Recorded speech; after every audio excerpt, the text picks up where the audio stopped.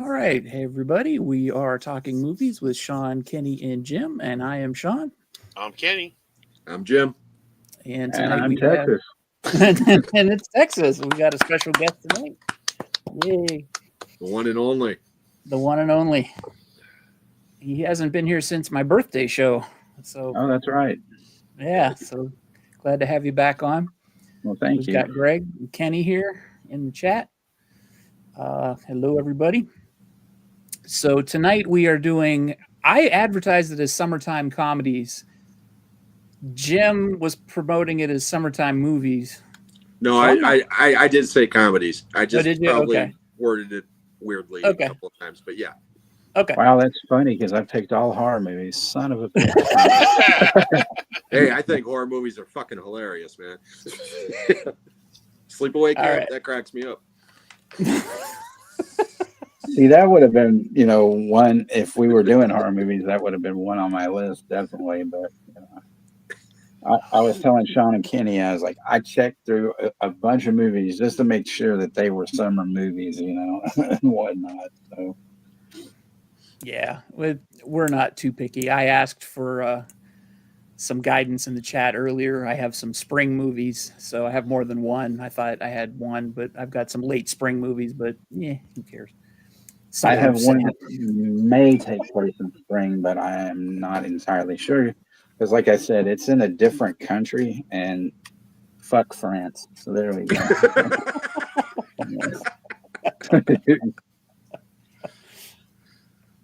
Greg says Summer of Sam. That qualifies, right? But I was just reading that too. There goes our French audience. Way to go, Texas. Yeah.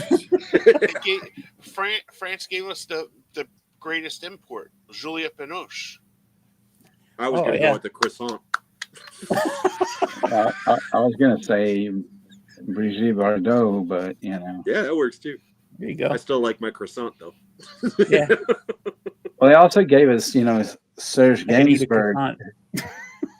Serge Gainsbourg, who notoriously was on a French talk show that Whitney Houston was on when she was first starting out, and he actually live on this talk show said, "I want to fuck you," and that went over really well. Wow. He should have offered her some crack. He might have gotten a chance. Oh, there we go. Too soon? I'm sorry. Nah. Sorry about that. I think I've blown the level of cursing too much already. No. Not yet. We're rated explicit on all the streaming services, so it's fine. Oh man. So I don't know. We didn't really come up with much of a format because we didn't really pick favorites. Right. No, these aren't necessarily my favorite movies or whatever. That's just movies that I saw either at the theater or the drive-in during the summer, or movies that have to do with summertime. That's what my list was. Yeah, that's what I did. Kenny, did you do the same? Yeah, basically that was my outline too. I just I just wanted to make sure that they were comedies and that they took place in the summer, not necessarily like released in the summer, but they had to at least say in the description, and I would even ask, is this a summer film? Well, blah, blah, blah, this, I'm like, okay, fuck you. I'll go to the next one, I really thought Jim's first movie was going to go The Burning. That's a beautiful, funny summertime movie. No, it was actually going to be Hot Dog the movie. Oh, okay. Summer in Squaw Valley. There's only a foot of snow on the ground. This is a huge difference from what I did last night with Dirk and Darren, where we talked about killer kids, movies, yeah, I was watching that, by the way. That was pretty entertaining. Well, horrible fucking movie though. The Children is a horrible movie, but I don't know if you guys have ever seen this. Who Can Kill a Child? This is fucking great. I stand by this one. This is really good. But that's a good one. But anyway. But The Children. Write that down. Is that on Disney? I have not seen it. Yeah, it's on Disney.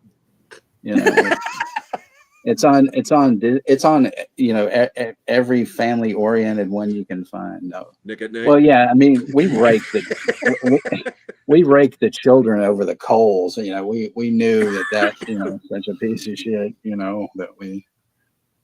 No, that movie is what Children of the Corn wanted to be.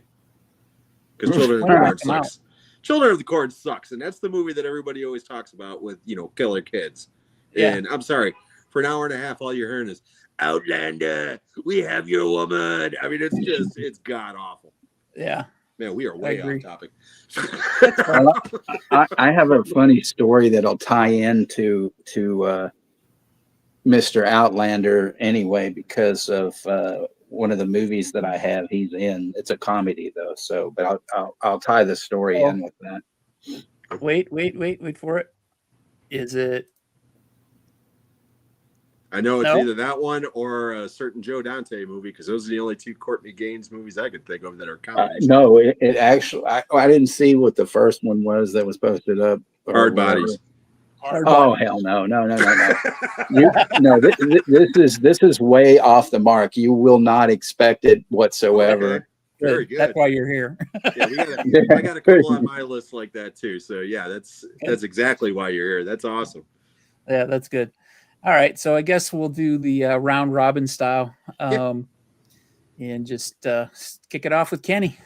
All right, I'm going to start off with one that's actually celebrating its 36th anniversary today, and Greg already spoiled it for everybody in the chat. The Great Outdoors with John Candy and Dan Aykroyd. I thought you were going to say Hard Bodies. No. I recommended everybody to watch that a couple weeks ago. But The Great Outdoors, funny, can't get any better than that. So that's my number one. I put that on for my mom today because it's on Netflix. What was the burning question? What movie did Jim put on for? Right now she's watching. What the hell did I just put on for? Reds. No. True Lies. Oh, nice. Okay. Nice. Coming in at 2 hours and 20 minutes. That's one of the reasons why I was like right on the getting here on time as opposed to early. Okay. What was it? I'm sorry, I missed it. True Lies. Oh, okay. Yeah. I put on good quality stuff for my mother. I love my mother. The Robe? No. Fuck The Robe. Although The Robe is a good movie. Put that Michael Fassbender one, The Killer, and they spell it out Killer for her. She'll like that. She likes the. Oh, she has. Okay. Yeah. Well. Yeah. She watched it already. She's seen more shit than I have. But the nice thing is that with her memory, she doesn't remember watching it, so I can just throw it right back on for her, and it's a brand new movie again. I'm not going to make any jokes about that. I'm starting to get like that myself, so I can't really say too much. All right, Jim, you're up. No, Texas is up. Texas is up? Yeah, we'll do that. Oh, okay. All right. Okay. Well, my first one. This one started a long, decades-long crush with Diane Lane, and we were born the same year, so it's not pedophilia because I wasn't old. I was the same fucking age. Yep, that's right. That's A Little Romance. Oh, nice! I haven't wow. seen that movie in years. I just picked that movie up. I don't know that one. That's a really good one. That's old HBO days there, man. It's Laurence Olivier, Sean. Yeah, I see that. When did that come out? 82. He's in it. No, that's like 79 or something like that. Yeah, this was 79. Oh, okay. Wow. And very, very good movie. It's one of the few kind of romantic movies when you're like 14, you don't it doesn't bother you at all because you're too busy looking at Diane Lane and like that little French bastard is lucky. Yeah, absolutely. Yeah, and that was the only movie he ever did too. Yeah, he quit show business and now is a dentist. In wow. France. Yeah, he was getting death threats from Texas, man. Stay away from her, Frenchie. See, we figured out why he hates France so much. It's all coming clear, man. Well, what will become real clear is if they ever release the death threats I sent to Lambert, you know. Oh, man. I'm just kidding. I'm just kidding. There can only be one, and it's me, motherfucker. Yeah, I forgot he was married to her. Yeah. Lucky bastard. Josh Brolin, too. Oh, wow. Oh, yeah, I heard about that. Well, I'm going to have to get a Don't pen fuck and with paper. Thanos, man. Shit, you can't fuck with them in, what was that one? Death in, not Death Proof, but the other one. Planet Terror. Yeah, Planet Terror. Shit. Yeah, getting the boils like launched on him and shit. That was gross. That was so fucking gross. No, great pick, dude. Great pick. I haven't thought of that movie in years. Seriously, years. That's right. That's totally out of left field for me. I never heard of that one. So yeah, it's an awesome pick. Alrighty. My first pick, and I went deep to the well on this one, and I know my good friend Texas has seen this movie because me and him have talked about this movie in the past. Released on June 6th, 1980. And this movie was directed by Iron Man's dad, Robert Downey. It's also the movie debut for one Ralph Macchio. Yep. I'm talking about Mad Magazine's Up the Academy. Oh, so, yeah. I didn't pick that one because I had a feeling that you were gonna. I just got this a couple of days ago, and I wanted to send a picture to you, but I didn't want to ruin the surprise. Yeah, I fucking love this movie. Me and Texas have talked about this movie, and most people have never heard of it or they don't remember it. This movie's so fucking bad that Mad Magazine sued to get their name off of it, and Rod Liebman, who is the star of the movie, got his name taken off the credits. Okay. Doesn't matter. I fucking love that movie. It is hilarious. It is totally non-politically correct. It's got Barbara Bach in it. Is one of the most beautiful missile teachers of. I don't know what the hell she teaches, to be honest. But Stacy Nelkin. Oh God. He was just talking about how he got his crush on Diane Lane from A Little Romance. I got my crush from Stacy Nelkin in this movie. If you don't know who Stacy Nelkin is. Halloween 3, Season of the Witch. She's the girl that Tom Atkins hooks up with and then turns into a robot. Oh, her. Yams, Kenny. Yams. Oh, sweet Yams. I've never seen Halloween 3, so I don't know. She's Stacey also Nelkin. In what? I'm sorry, Jim. Go ahead. I said, Google Stacy Nelkin, dude. I'm telling you, she was one of the most beautiful women of that age but she kind of came and went. She disappeared. She did this one. She did Serial, a great movie named Serial that I would love to get if I could, and Halloween 3, and I don't think I've seen her in too many other things since then. She was also in a movie that I really like, directed by Alan Arkush, called Get Crazy. Oh yeah, I forgot about that. Yeah. That's a great movie. I forgot she was in that, to be honest, but yeah. And then she's also in this other one with Danny DeVito and Tony Danza. She's in that too. Yeah. See, I saw that piece of shit at the drive-in. I had no idea she was in that because I haven't seen it since. She's in Yellowbeard. That's a newer picture, but yeah, she's still hot. But she was seriously hot. I saw Up the Academy in the theater. Yeah, me too. So, yeah. There she is, Up the Academy. Rod Lehman is fucking hilarious in that movie, man. Say it again. Say it again. Yeah, tickle your ass with a feather. That's where that clip came from that I threw on the other day. Nice. And that's where me and Texas were talking about, because it just had that conversation one day. He was like, tickle your ass with a feather. I mean, it's really nasty weather. She was married to Barry Bostwick. Lucky bastard. Oh, wow. That's funny. I saw that movie theatrically. I've never seen it again. Yeah, I had a great aunt with the last name Bostwick, and somehow she was related to him. I wasn't, because I wasn't part of the Bostwick family, but she was telling me, well, there was, about her lineage, because I said, well, with Bostwick, and then she just started saying these names, and she goes, and then there's Barry, who's an actor. And I said, well, I know him very well, not personally, but I said, at least we're related to him somehow, so yeah. After watching that 1982 doc, Barry Bostwick is one of my favorite people on earth, man. I fucking love that guy now. The stories he tells about that movie, Megaforce, man, it's just so good. Megaforce is on Look, by the way, Kenny. Okay, yeah, I had heard you tell me that. So, looking forward to checking that one out again. I haven't seen it. I have yet to see it. It's a movie.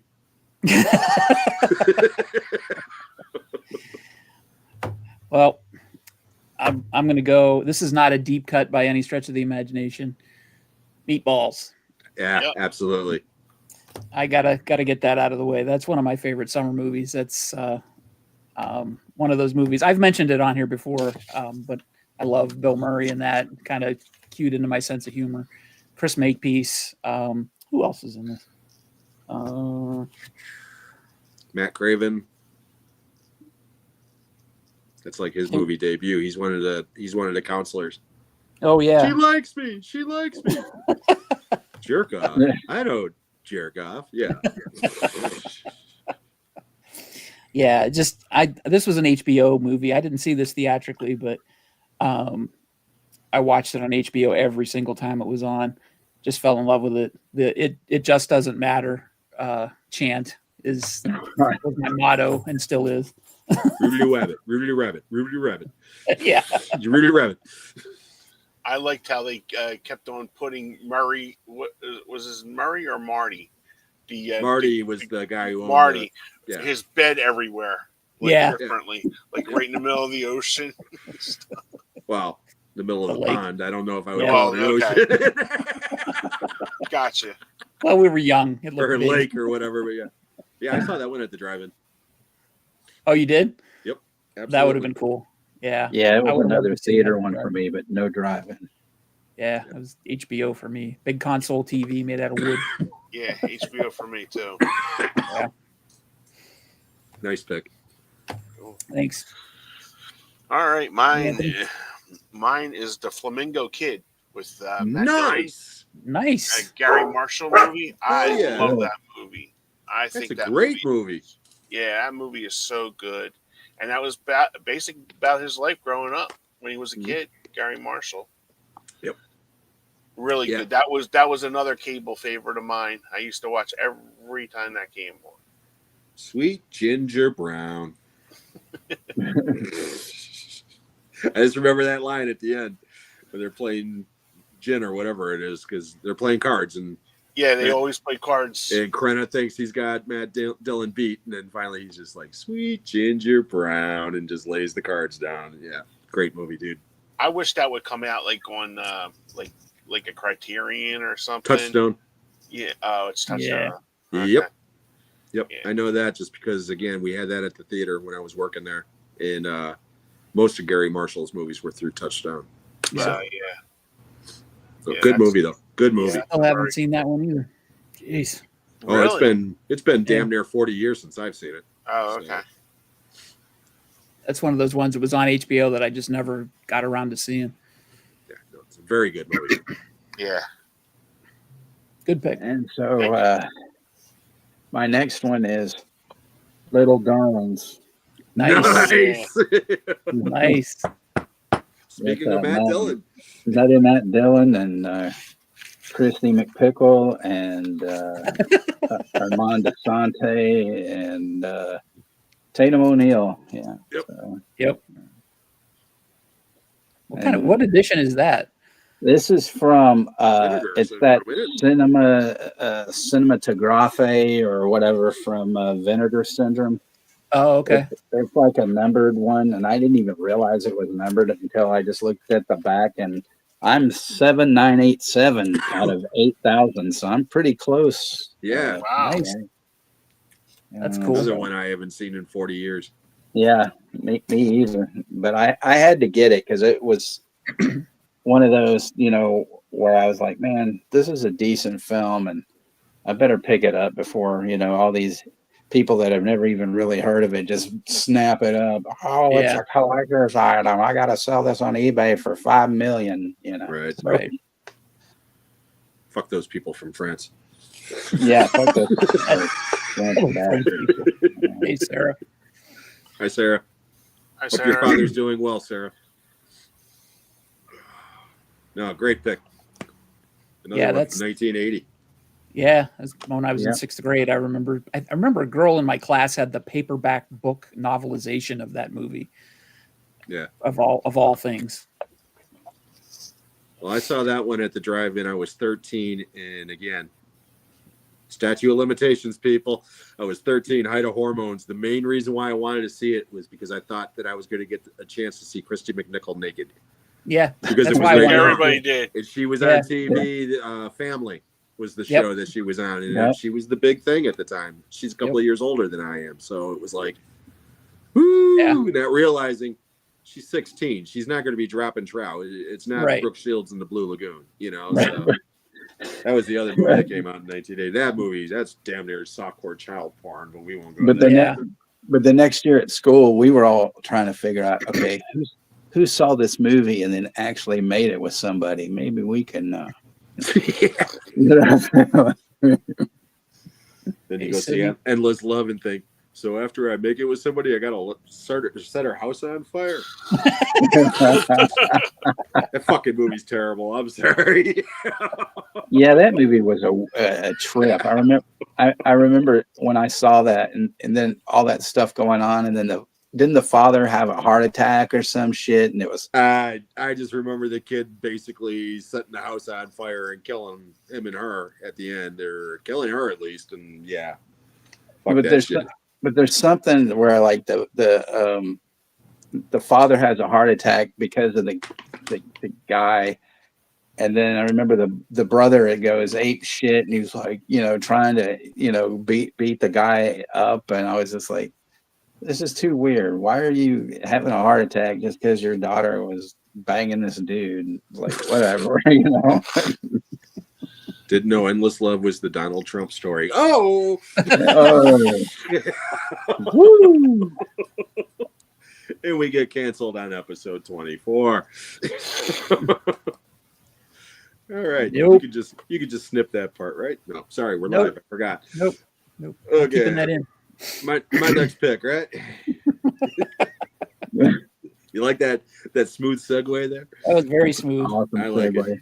It's like glass. Something like that. Okay. June 24th, 1987. Brought this one up because they just announced a couple of days ago that this movie is getting a sequel. It is from one of my favorite filmmakers of all time, and it has one of Kenny's all-time favorite actors in a co-starring role. I am talking about Mel Brooks's Spaceballs. Yes. And there is a sequel coming out, apparently, in 2 years, and apparently Mel Brooks is reprising his role as Yogurt, but I don't know if he's going to be alive that long because the man is taping him now. Yeah, he's pushing 100 now, so it's like, and I hope Mel Brooks lives to be 1,000, okay? I mean, I love the man. You won't find a bigger fan than me. Quite honestly, they should have done that sequel years ago. Yeah. But it is what it is. But as it is, Spaceballs, I'll never forget seeing it. Packed theater, opening night. Loving it. Thought the whole damn movie was funny, but the little clip or the little spoof of Alien when they got John Hurt to reprise that part in the diner, and that fucking little alien comes out and immediately starts singing and dancing, doing the WB thing. Hello, my baby. Yeah, I about pissed myself. I was laughing so fucking hard. That's still my favorite moment in that movie. It just comes out of nowhere, and it's just so good. But yeah, Spaceballs isn't my favorite Mel Brooks movie, but it's definitely one of my favorites. So that's my next pick. Nice. I'm being attacked by a dog, so. Yeah, it looked like you were reaching into your shelf there, and I don't know what. I thought he was like Arrow and going into a shiver kind of thing, just like reaching out. Like she's being blurred out for her anonymity. What's going on with that critter there, Sean? Well, speaking of critters, Harry and the Hendersons. Nice. oh, that's a good one. Yeah. I haven't thought of that one for a while. This is one of those ones that you really doesn't really say when it takes place, but based on the location and what they're wearing and all that, you kind of guess that it's the summer. But I had to work an ape or a Bigfoot movie into this somehow, right? That movie was a summer release, so you're good. Yeah. But yeah, it's got a great cast: John Lithgow, Melinda Dillon, Don Amici, Lainey Kazan, I forgot, and Kevin Peter Hall as Bigfoot. Kevin Peter Hall. Just a really fun movie, and the effects are fantastic. And the Rick Baker did the suit for Bigfoot. Yep, just a lot of fun, lighthearted, family entertainment. I watched it with my sister-in-law down in North Carolina the last time I watched it. And it's just one of those movies that you just put on and you just stop what you're doing and just sit down and watch it because it's just super addicting. So I defy anybody to hate that movie because it's impossible. Although I'm sure it's possible. Yeah. You'll find somebody in there and they're like, "Here's Sean."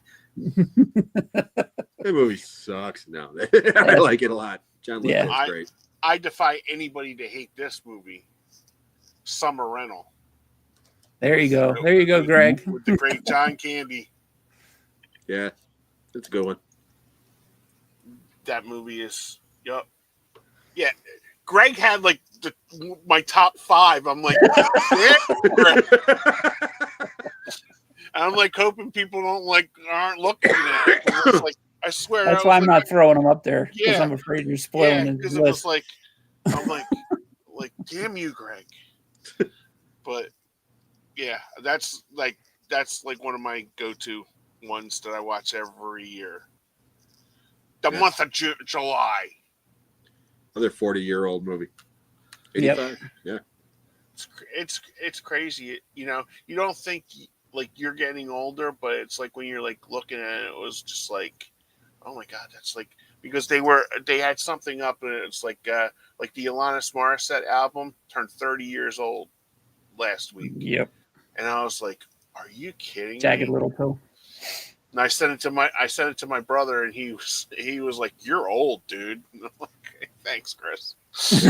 I graduated from high school in 85. It's like my 40th anniversary or 40th reunion this year. And I'm like, fuck that. I ain't going. If I'm alive in 10 years, I'll go to my 50th. But until then, I'm in denial. Right. So. Did you picked up the new version of that, didn't you, Kenny? Summer Rental? Yeah. The Kino version. Kino? Yeah. I as soon as you told me about that, I placed it day one. That and Uncle Buck. I got both of them the first day. I thought you did, but I just want to make sure. That's cool. Yeah, there's never a John Candy movie that Kenny didn't love. That's for sure. Yeah. The only one I don't have and I'm looking for, and it's like, is Delirious. Yeah, that one's kind of rare to find in the wild. Yeah, that's for sure. That was like one that I loaned out to a friend and I never got it back again. Oh, so that one, and he had him and his wife were over, and they picked that one and Only the Lonely, and I never got either one of them back. So it was just like, oh, what are you gonna do? Rat bastards. Yeah, that's another one, but I ain't paying like $40 or $80 on the eBay for that. Well, give Texas their address. I'll put them on the hit list with Christopher Lambert. Yeah. Yeah, it's a shame because it's just like you think of the movies that you had lent to people, and it's like, and now that you can't find them those movies anymore, Yeah. So. I thought Sean actually was asking you if you bought like the reissue of Jagged Little Pill, and I'm like, yeah. No. There's Kenny. He's gonna be playing that shit backwards, all that Canadian demonic stuff coming from that. Am I the only person that used to listen to that song ironic and get pissed off because nothing in the song is ironic? You're right. There's no irony in that song. None. And it drive everybody just be singing along, and I'm like, no, you're missing the fucking point. There was only one song on there that I liked, and it wasn't any of the hits. It was, I want to say, it was called Mary Jane or something. And it kind of reminded me of this hard time my mom was going through. And I tried to play it for her one time, and she's like, I don't know who that is, and I don't want to hear it. And it pissed her off. I get, but I don't think she was really paying attention. And then a few months later, she's like, you ever heard of this Alanis Morissette? She's got some pretty good songs. And I'm just bitch, please. She did a song on the City of Angels soundtrack that was absolutely gorgeous, and she played it with an orchestra. I don't know what the name of the song is, but I thought it was like really well done. I think she did it on the MTV Movie Awards or the Video Awards. I'll have to look that up now that I brought it up because I'm an idiot. The best thing she ever did was play God in Dogma. Yeah. I mean, well, she's actually quite good in it. She doesn't say a word, but doesn't really say a word. But just the look on her face, and boop, you know what I mean? Yeah, she's fine, Yeah, I like when Jay, who the hell is this? What the? Who the fuck is this broad? Where the fuck did those guys go? What the fuck is going on? Watch your language, little man. Yeah, that song is called Uninvited. Who the fuck are you? Have you ever heard Alanis Morissette's version of My Humps? No. The Black Eyed Peas song? Yeah, do yourself a favor and look that up. Okay. It's hilarious. She turns it into a ballad. It's fantastic. Wow. It is ironic. There we go. That's where it finally came in. Oh, it's fantastic. Okay. Well, who's up? I moved up a few years to 1984, and "Lust in the Dust" by Paul Bartel. Oh, wow! Wow, that's a deep pull there, man. And we got Lanny Kazan, also, and Divine, and Tab. Am I gay or am I not, Hunter? Definitely gay. Broke my mom's heart. Definitely gay. Hey, Kevin. So where the Malachi stuff ties in was that I never knew Courtney Gaines' name for decades until somebody finally said, the guy's name is Courtney Gaines. I was like, oh, okay. Well, in this movie, his character is known as Red Dick. and so that's what I always called him.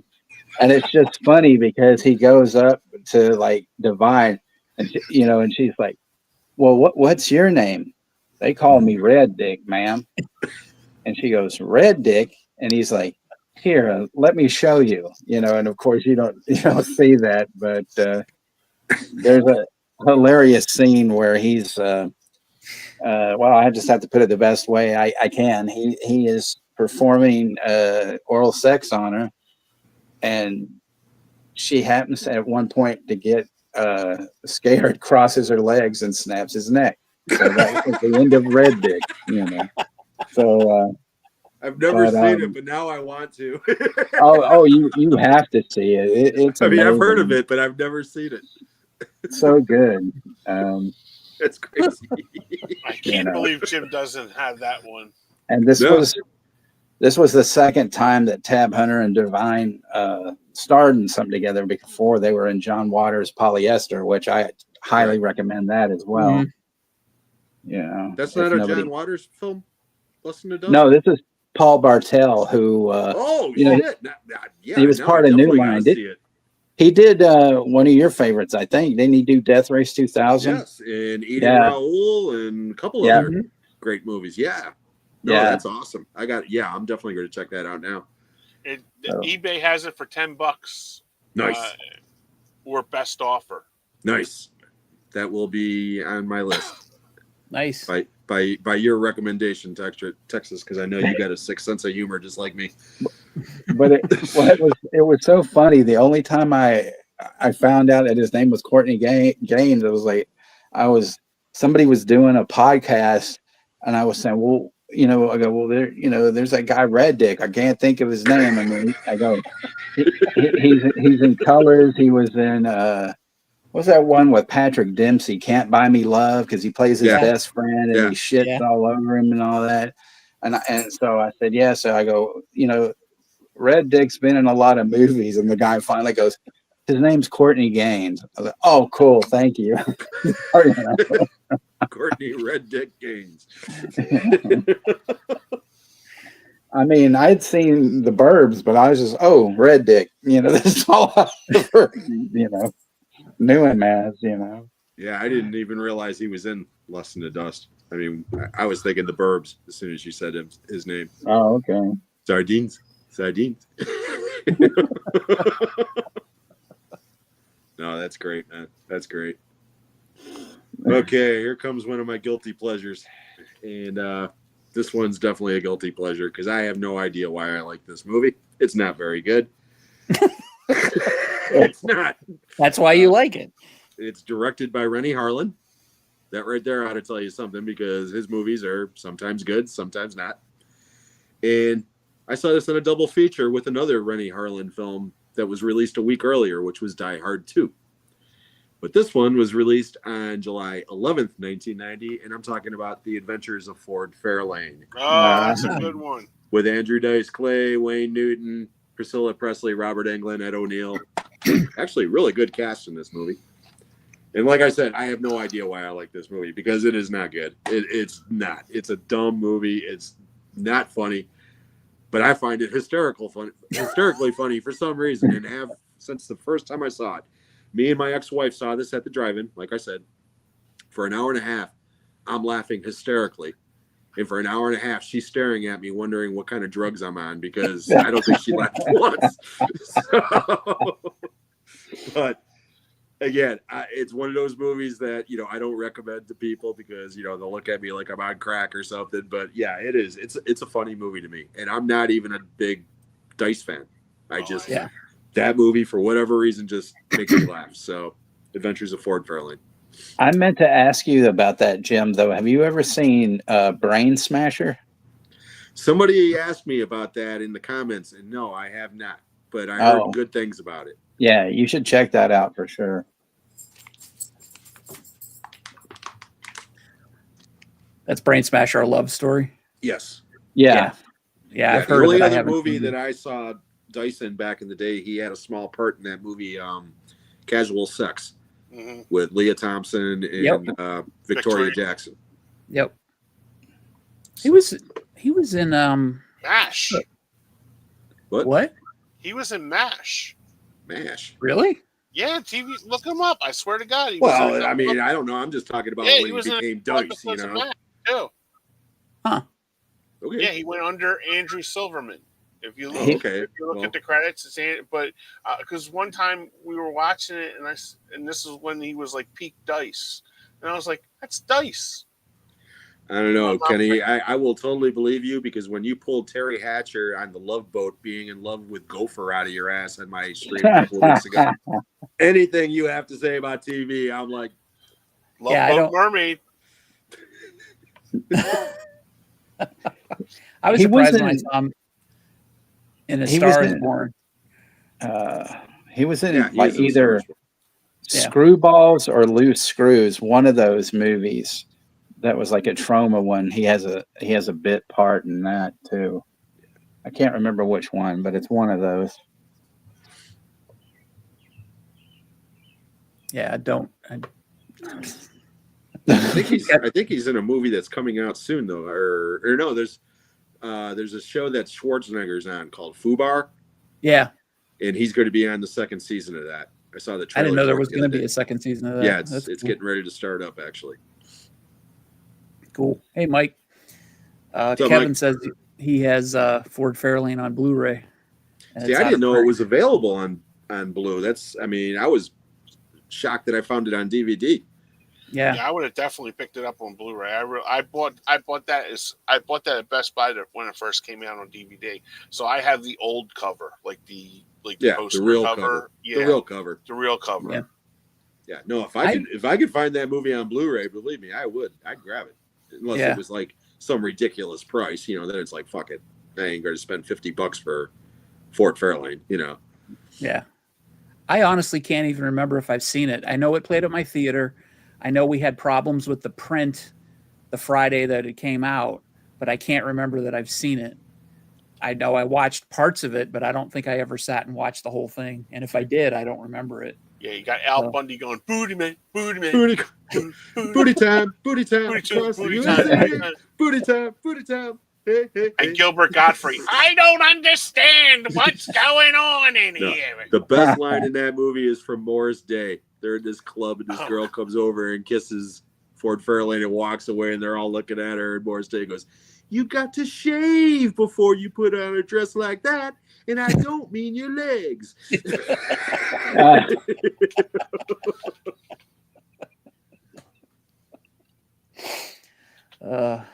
On that note, you're up, Sean.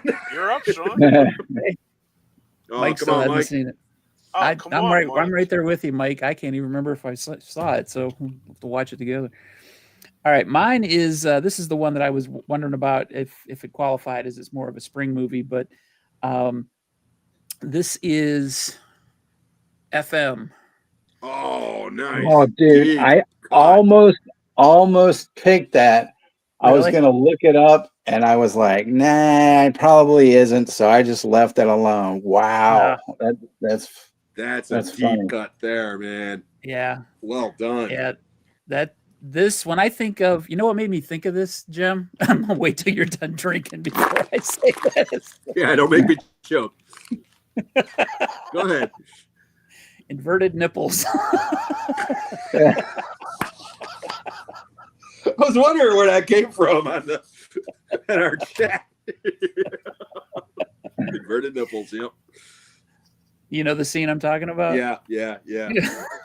And again, I haven't seen that one in 40 years, but I know exactly what you're talking about as soon as you said that. I saw this movie when I was 10 years old, and that scene stuck with me to this day. As it would. But yeah, I loved this movie when I was a kid.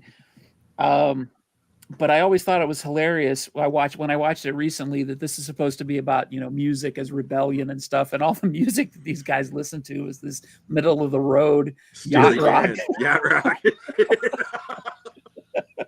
Great song. Yeah, the music's fantastic. FM is a great song from Steely Dan. The Steely Dan and Linda Ronstadt. The soundtrack is fantastic. The movie lives on because of the soundtrack. Excuse me. But this is just it's not a great movie, but it is a great soundtrack. But when I think of summer movies, I just think of this one because I just thought that this was the greatest movie ever because it was about working at a radio station and you could play music for as a living, and they were rebelling against the commercialism of the radio station and the army and all that stuff. And I don't know that it did, but it came right before WKRP in Cincinnati. Yeah. Became a series. They say it wasn't from this, but I don't know. But that's my pick. I saw that in a dollar theater. They here before they converted it to 4 theaters, but they used to show double features, and you guys are gonna laugh your ass off at the other movie. It was FM and Dracula with Frank Langella. Oh wow. That's quite the double feature. That's awesome. Both great movies, though. I mean, hey. Yeah, it works. I own right Dracula. around the same time, 78, 79. Is that a boutique release there, Sean? Or it's Arrow. It is Arrow? Okay. Yeah. Came out in 2019. I don't know if it's still in print or not. It probably is. I don't think there was a huge demand for it. I gotta have this. Great pick. I'm going to go with another one of. I think Greg came into my house today and just stole my list. So next one up on Greg's list is Summer School with Mark Harmon and Kirstie Alley and Courtney Thorne-Smith. That hot Italian chick is on Fubar. Yeah, Fabio. Oh, there you go. There you go. Nice. And why we never got a Chainsaw and Dave movie, I'll never understand it. Oh, yeah. I mean, they were before Bill and Ted. Yep. I don't ever understand. And I remember when that came out, and Rod Ebert and Siskel reviewed it, and they actually loved the movie because they thought it was a cool depiction of them analyzing movies. Right. That movie is so funny. I always thought the guy that was constantly falling asleep for years, I thought that was Jim Carrey. It does look like him. Yeah. I like at the end when they're giving the grades, and he goes, and the guy who never came back from the bathroom got an A+. The black guy. Yeah. Right. Well, he even said, I don't need to be here. That's the first time he shows up. I don't need to be here. Right. And he comes back and he aces the test. Told you I didn't need to be here. Yep. It's a great movie. Yeah, that's what's her face? Kirstie Alley. Not Kirstie Alley. Courtney Thorne-Smith. Courtney Thorne-Smith. Yeah. I fell in love with her because of that movie. Wow. Oh, Shawnee Smith too as the pregnant girl. Yeah. Oh. Yes. She was gorgeous in that, but they should have put the bear trap on her anyway, just for things to come. This is what's going to happen to you in about 20 years. Don't worry, you're not going to die now, but you will. Have premarital sex. This will be your life someday. It's amazing they haven't had like a reunion or put out another, because that's another. I mean, I love Carl Reiner's movies because they're all funny.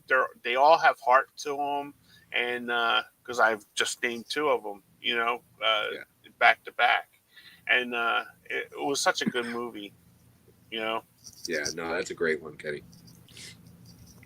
Yeah, she fights the Blob a year later, Shawnee Smith. Yeah. Yeah. She can fight me anytime. Yeah. Yeah. She was great in Becker, too. If you guys ever watched Becker with Ted Danson, where she was Linda. Yep. In the original version of The Stand, the TV miniseries The Stand, she was the crazy bitch that had tried to have sex with Rob Lowe because he was deaf. Then she's like, comes out with a gun and just starts shooting them. She was also in Harry Crumb too the following year. Oh wow! Yeah, she's the another John Candy movie. Yeah, another John Candy movie. Yeah, she played the daughter in that one. We're gonna come up with a game: 6 Degrees of John Candy. No, actually, we'll just do name the Candy movie. And we just say one random line of dialogue and have to see how good he knows his John Candy movie. 7 Degrees of Kenny, I like me. What movie is that, Kenny? Planes, Trains. Either that or just show him, pictures. Oh, we're starting to lose you, Jim. Kenny? Oh, I know how That's okay. I thought he was, you know what? He was great in JFK, boy. I think if he would have lived, I think he would have got at least an Oscar nomination or a Golden Globe nomination because he was weaning. I mean, even Only the Lonely. If you watch that, man, that's that performance he does with Maureen O'Hara, man, was top notch. Yeah. Planes, Trains, and Automobiles, man. Yeah. Yeah. The monologue that he gives, and then at the very end when he's in the train station, I mean, it's heartbreaking. He's fantastic. Yeah. And it's just a shame that people just like categorize him as a comedic actor. But man, Armed and Dangerous. That's another one with an unbelievably hot Meg Ryan in that movie. Good Lord, was she hot in that movie. I'm sorry, Texas. I'm taking your No, man. You can talk. You got a napkin, Kenny? You're drooling a little bit. I actually, it's getting a little spicy in here. You need to have a little box of wet naps next to you. There we go. I do have sanitizer cleaner, but that ain't going to help me. Yeah. So, all right, my next one is Richard Linklater, Slacker. Nice. Yeah. And excuse me. Bonus points for anybody that can name who this woman is on the front.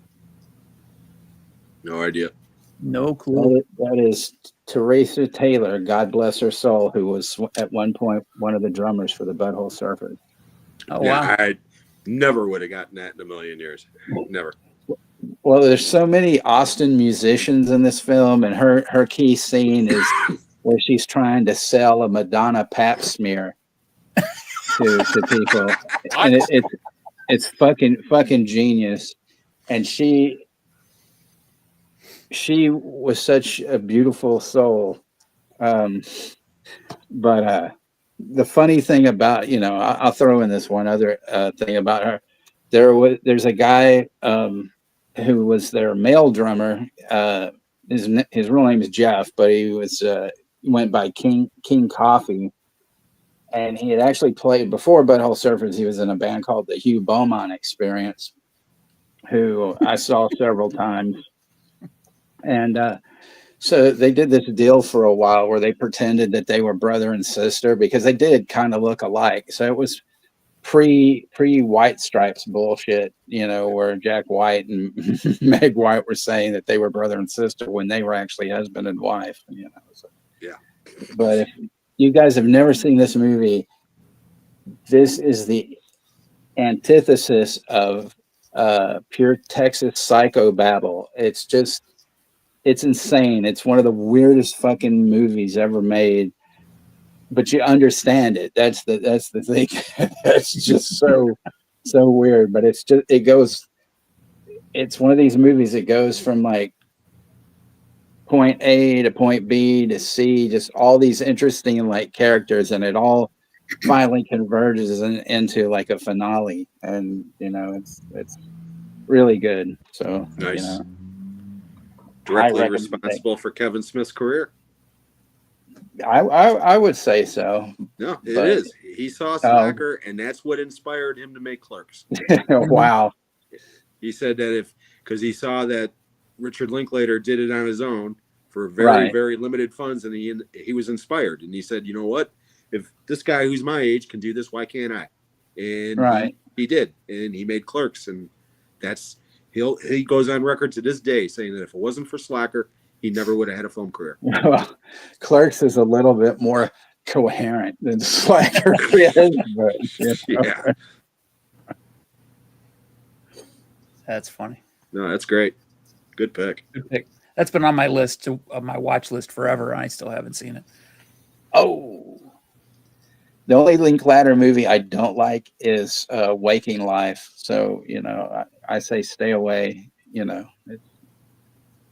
because I'm not a fan of movies where people argue. I mean, you can have people arguing in a film, but if it's the whole movie is just pretty much just assholes going at it the whole time, like Ordinary People think that movie's so great. I hate it because it's just people yelling at each other. I'm like, I don't give a fuck. I don't give a fuck about your family, click, Why should I care? So, but yeah, that one's at your own risk, but Slacker is a wonderful film. Yeah, I've been wanting to see that since I was in college, and I have not. So I put it on my list today. I guess you were a slacker. Oh, my ribs. Okay. This is the only one on my list that wasn't actually released in the summer, but it's a summer theme, so that's why I picked it. This one was released February 20th of 2004. This is when I was working at that shitty theater.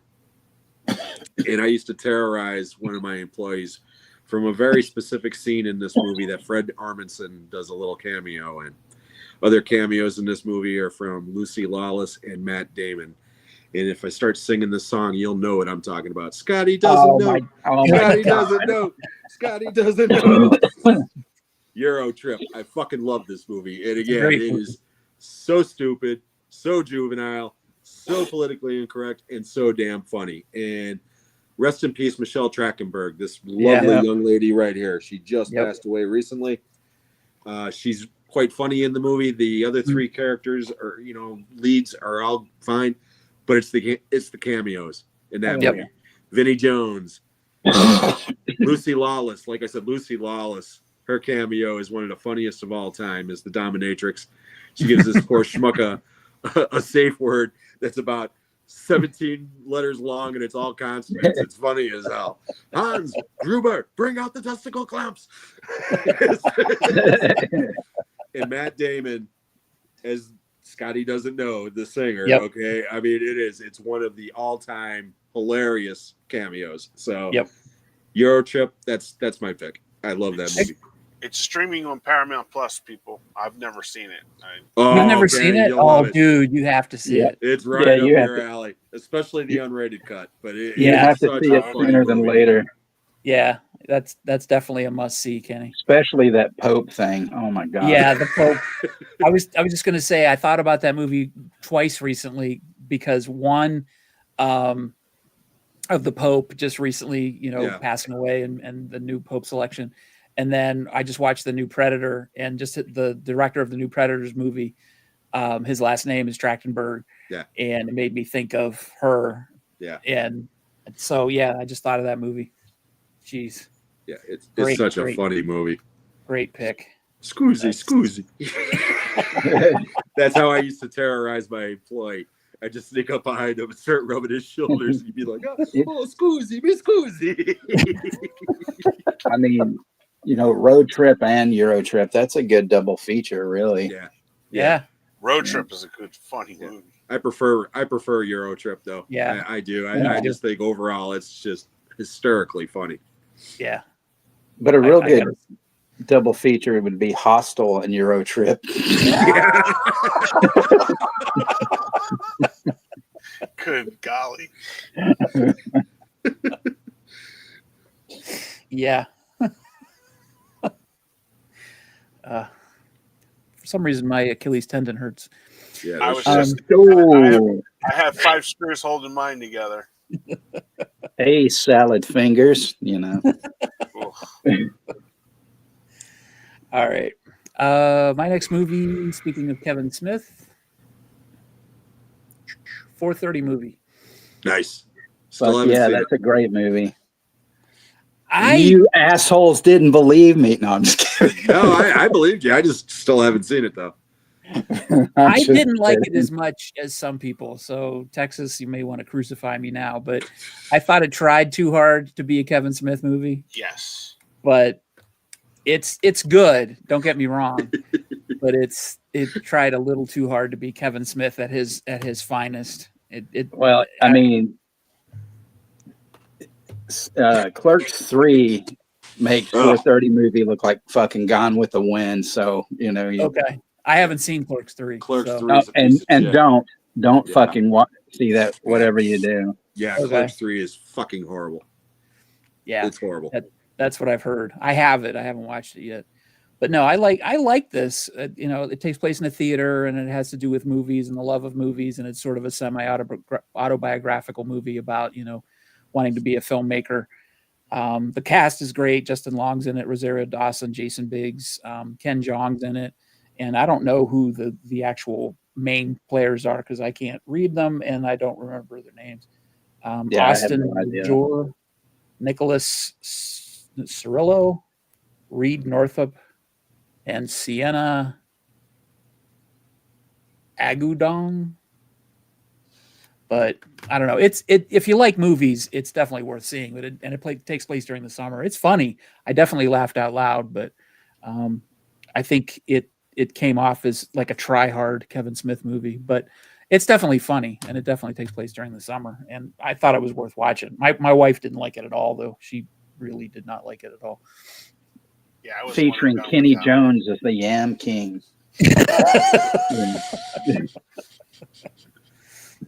Yeah, I thought like the whole thing, like with the girl in the back, like talking to him, I thought that was like really like too talky. Yeah. I thought Justin Long was very funny, you know, but I don't know. I was really, really disappointed with it, you know. I don't know. I like Kevin Smith. I still, you know, but he has to throw his daughter in every movie now, you know. Yeah. And or his wife, you know. Oh yeah. Yeah. No, I kind of get that. I don't mind that. Like, I thought she was actually, but like the daughter, you know, let the daughter go and like fend for herself. You know, he did the yoga hosers that like was absolutely. I've never seen that piece garbage. of shit. Yeah, I haven't. I've never seen that either. I picked it up at the dollar store and I actually threw it away. I didn't even keep it. Wow. It was just awful. Yeah, that's what I heard. I heard it's like the worst movie ever. Have you seen Tusk? Yeah. No. Yeah. Oh, don't get me started on that. Okay. No, I mean, there's something behind that people don't get, and people have argued, you know, their facts with me, and I'm like, you're full of shit. You're wrong. You know, there's just no way. I actually do like Tusk, but the thing is, there's a movie called I don't know if you've ever seen it, called Dirk Benedict and Dirk Benedict. Yep. It's a complete fucking ripoff of that, and and the story goes that he was doing a podcast with his producer guy Scott, whatever the fuck the dude's name is, Mosier. Yeah, and so that he asked the audience. He said, "Email me about a horror movie you'd like to see," and he claims that somebody sent him an email with, you know, the basis sort of that story Tusk, and somebody argued with me for like over an hour one time. They're like, "Oh no, it was this email." I go, "It doesn't fucking matter. It's bullshit. This person had seen this movie. They knew what to tell him." Right. You know, I said, if he hasn't seen it, which I don't believe that either, then this person fucking bamboozled him into making this fucking movie that is already a movie, you know? Right. Yep. Nope. I totally agree with you. I didn't put those two together, but you're absolutely right. Yep. Oh yeah, it's the same movie. Yeah. It's the same movie. Yeah, I didn't put it together. I haven't seen that one in forever, but it was on TV all the time. Yeah. When we were kids. Yeah. He was in Battlestar Galactica. Yeah. Well, Brother Martin was the mad scientist guy. Yeah. Yeah. It came out before Battlestar Galactica, and it was out, what, was 72, 74? 73, I think. I think it's 73. Yeah, but you know how they would hype it up, you know, starring Dirk Benedict, right? You know, from yeah. That's probably the only reason why I think I've seen it, you know. But what I'm saying is Kevin Smith is the same age we are, and it was always on TV. Yeah, and he had to have seen it. Yeah. So. And I mean, you know, there's nothing wrong with it in the fact that people borrow shit from people all the time, but I'm just like, don't fucking lie about it, dude. Just say, I saw this movie, I liked it. It's a quasi remake. That's what you can say. It's a quasi remake because it's a whole different animal and species. Fair game. You know, that's the way I look at it. Right.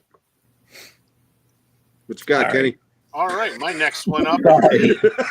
just celebrated its anniversary yesterday too, and it's the Rodney Dangerfield classic "Back to School." Nice. I almost picked that. Did you? Yeah, yep. That one has so many one-liners. You know, you're a melon. There you go. Yeah, that's a great movie, and it also has another link to Shawnee Smith.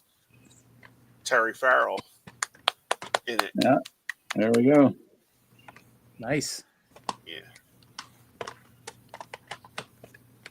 Patrick's here. Hey, Patrick. Hey, Patrick. What's up? Hey, Patrick. No, good pick, Kenny. Thank you. Yeah. Yep. I won't elaborate because everybody's seen my movies. And Greg, you spoiler, you bastard. You need a better alarm system. You can I just know. Seriously. You know, I'm ashamed of you, Greg, for doing that. You know. Greg's theme song is "Somebody's Watching Me" by Rockwell. Every breath you take, oh God, I'll be watching you. Well, my last one is another Texas director, Wes Anderson and Moonrise Kingdom. Oh, that was my next one too. Haven't seen it. That movie is fantastic. Yeah, I haven't seen it. That's a great movie. Good movie. I mean, I love fucking Wes Anderson. I mean, the only one of his that I like it now, but the first time I saw it was the Darjeeling Limited. The first time I watched it, I just was like, I couldn't get into it. And but I mean, this one and Grand Budapest Hotel, both of these, I mean, this is a great like double feature. But this is just fantastic. Bruce Willis is fucking great in this, and Edward Norton's in it. And of course, Bill Murray. I mean, all his cast is great. And I actually just saw last week Phoenician Scheme. And how was that? I fucking thought it was brilliant. Really? My friend that went with me, he just goes, I don't know what the fuck was going on in that movie.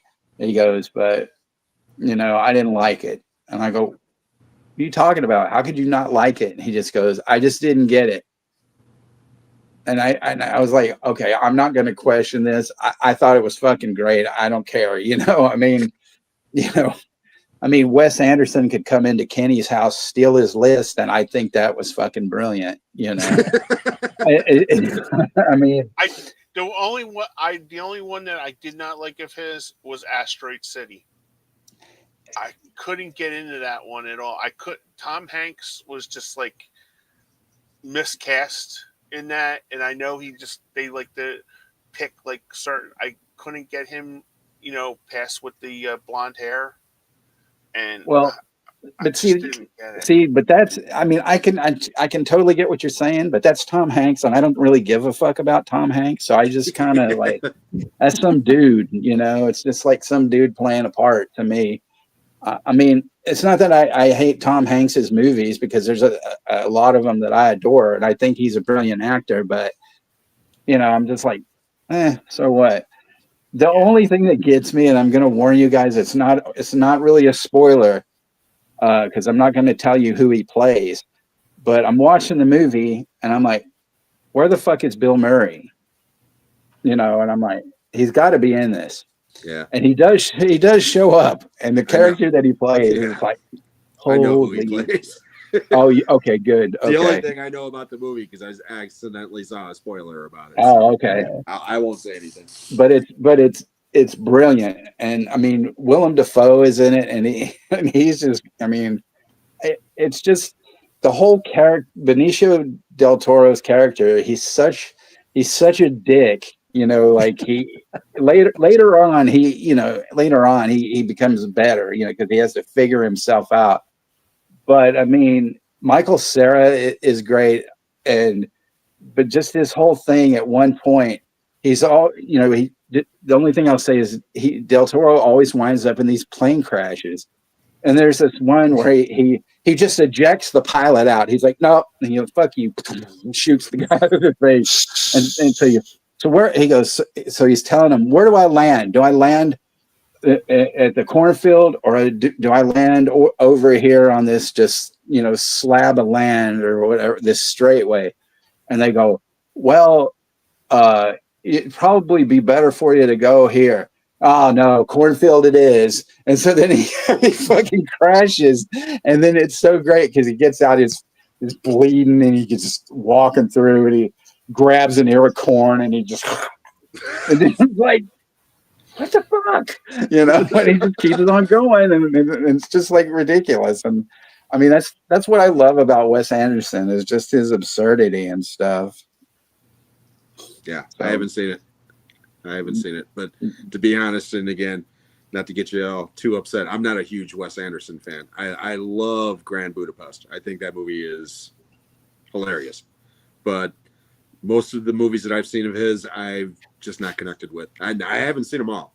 There's a lot of them I haven't seen. I haven't seen Asteroid City. I haven't seen the new one I haven't seen the one that you're mentioning.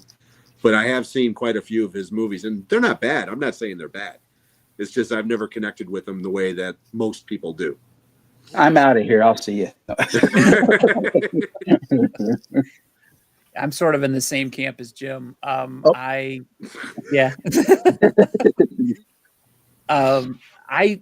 can take some of his movies and I could leave others.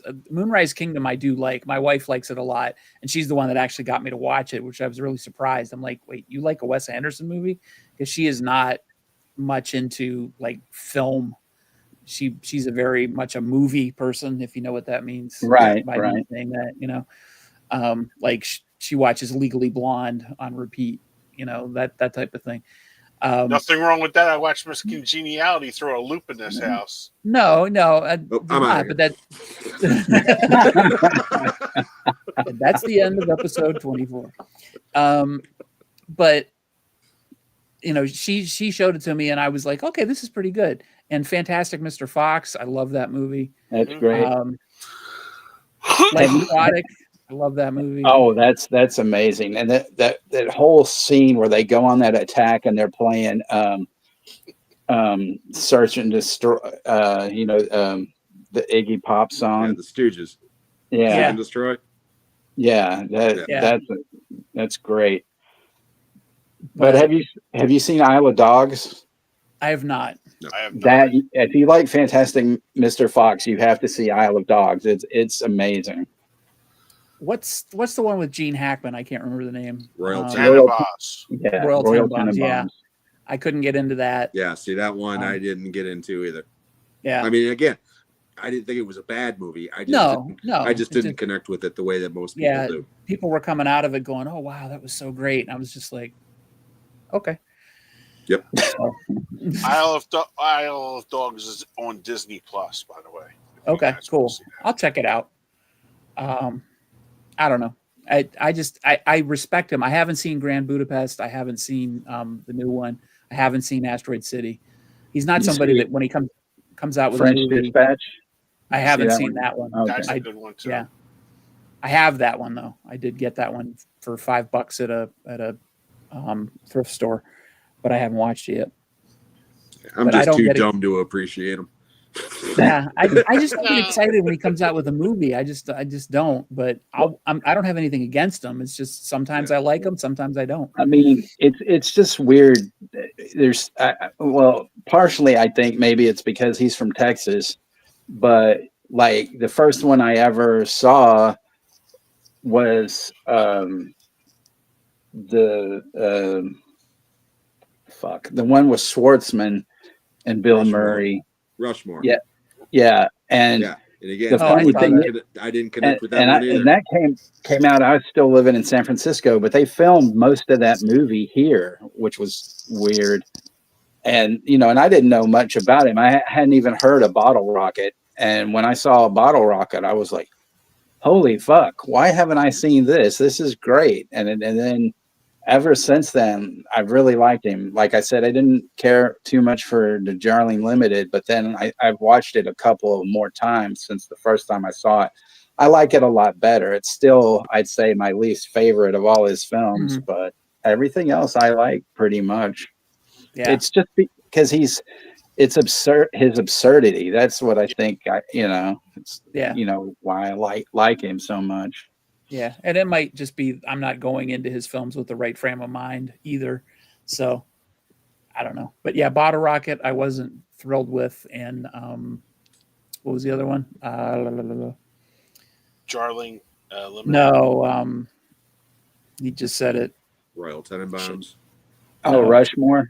Rushmore. I saw that theatrically, and I thought it was entertaining, but I don't know that I would sit through it again. Yeah, I thought that's it was kind of the way I felt about it. Yeah. So I don't know. But Yeah, when just Texas lowbrow. will never be on the show again.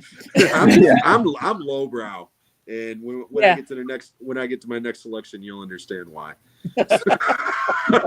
I just, the thing about Rushmore though, like I saw that in the theater, and that when the little kid writes that letter to him, because he's pissed at him, and he writes that letter to him because he thinks that he actually got a hand job from his mother, so he writes him that letter, and he says, well, I saw, Mr. So-and-so, Bill Murray's character, and then the teacher, I saw the both of them in the pool giving each other hand jobs.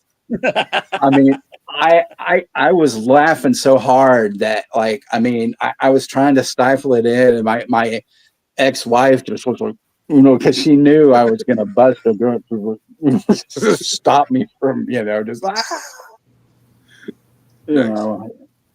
that line in itself, just, man, was like, boom, So awesome. Go for it, Jim. Yeah. Okay, I'm going to cheat because I'm going 2 for the price of 1 here, because this was a double feature. And it's a double feature I'll never forget. From the first movie came out on July 18th, 1980. The second one came out July 25th, 1980. So I must have seen it on the 25th or 26th of 1980. And I'm talking about 2 of the comedy gold for me of 1980. Caddyshack. Oh, yeah. Nice. And Cheech and Chong's next movie. Nice. I absolutely love both of these movies, and they're both classics. This one's definitely a classic. Caddyshack it's become like one of those sports comedies. When people talk sports comedies, Caddyshack is always like in the top 5, at least. Okay, this one doesn't get as much love as it deserves, because when people talk about Cheech and Chong, they talk about Up in Smoke, and Up in Smoke is a very funny movie. It's a great movie. It's their best movie. This one's their funniest. Paul Reubens, a.k.a. Pee Wee Herman, is in this movie. Rest in peace. Elvira herself, Cassandra Peterson, is in this movie. Edie McClurg, who is the gobble, gobble, gobble, planes, trains, and automobiles, and the secretary in Ferris Bueller, she's in this movie. This movie is hilarious. And yeah, Cheech and Chong's next movie, whenever I see this movie, I think of the drive-in. Because of that night, watching those 2 movies together. So there you go. There's my next pick. Have you seen the Pee Wee Herman documentary? Not yet. I did see the Cheech and Chong documentary, though. Okay. Pee Wee Herman as himself. What you think? That was fantastic.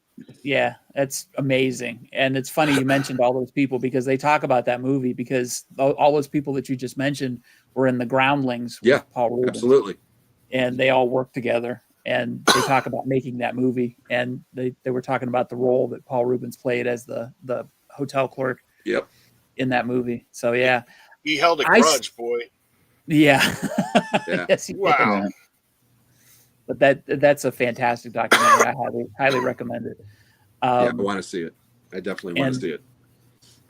It was funny because I was watching on Facebook, a reel came up.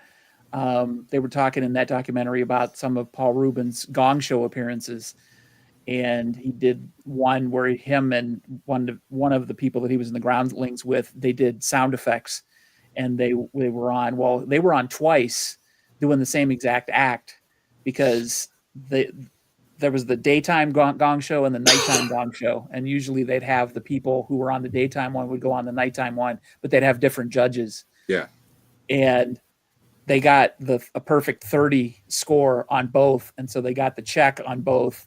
They won. So that was pretty awesome. But then the same reel had a bunch of other of his performances. He had another one where he and that same partner came on, and they were in like Catwoman outfits, and they did tap dancing and other stuff. So it was pretty hilarious. But yeah, no, I highly recommend that, especially if you like that movie. But is that the one?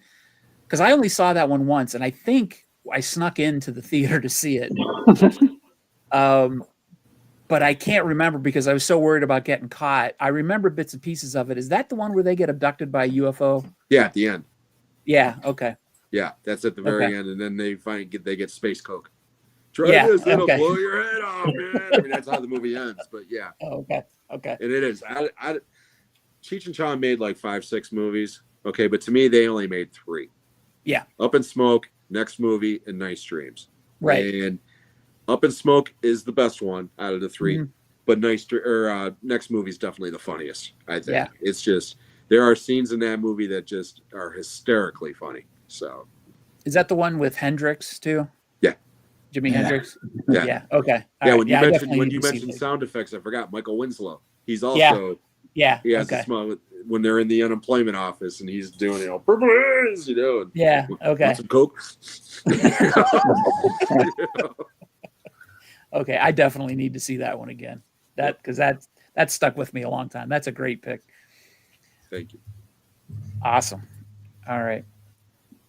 Sorry if I seem distracted. My stupid dog is attacking my cat, so that's fun. All right, this is another one that sort of takes place in the spring. You can kind of guess by the title. It's 5/25/77. Whoopsie. There we go. Oh, okay. Yeah. Have you seen this one, Texas? Yeah. Yeah. It's again sort of like 4:30 movie. It's another one about an aspiring filmmaker, but he gets inspired by science fiction movies, and then he gets to see how Star Wars was made, and I don't want to spoil it, but he basically gets a backseat to he sees Star Wars and how it was made and all that kind of stuff. So, but it takes place in the spring.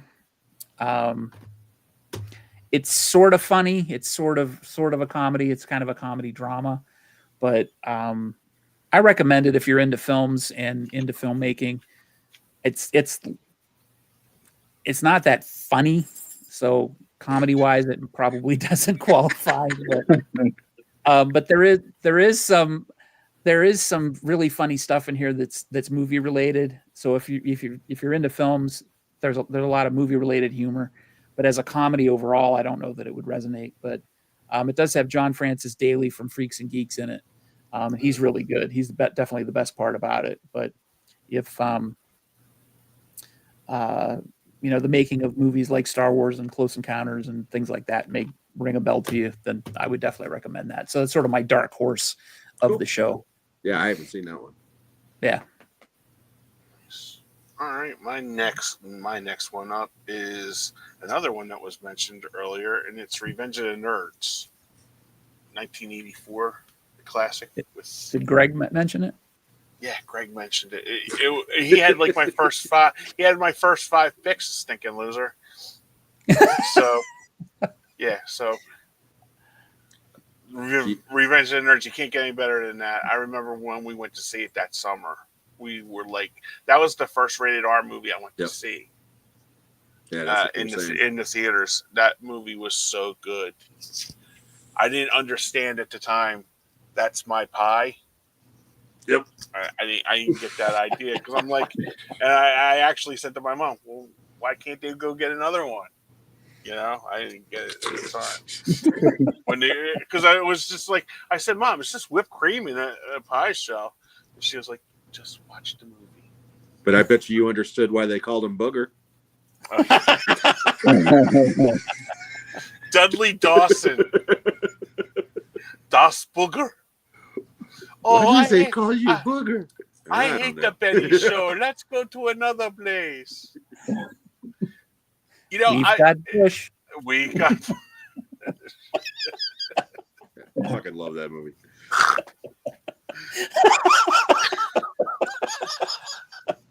Which one's turning redder?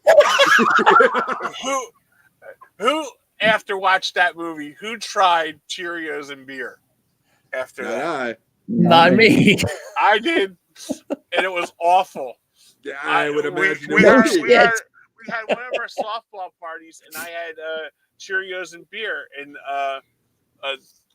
we had beer like all over, and I said to my buddy Eric, we called him Phone Dude because he was always on his phone before cell phones.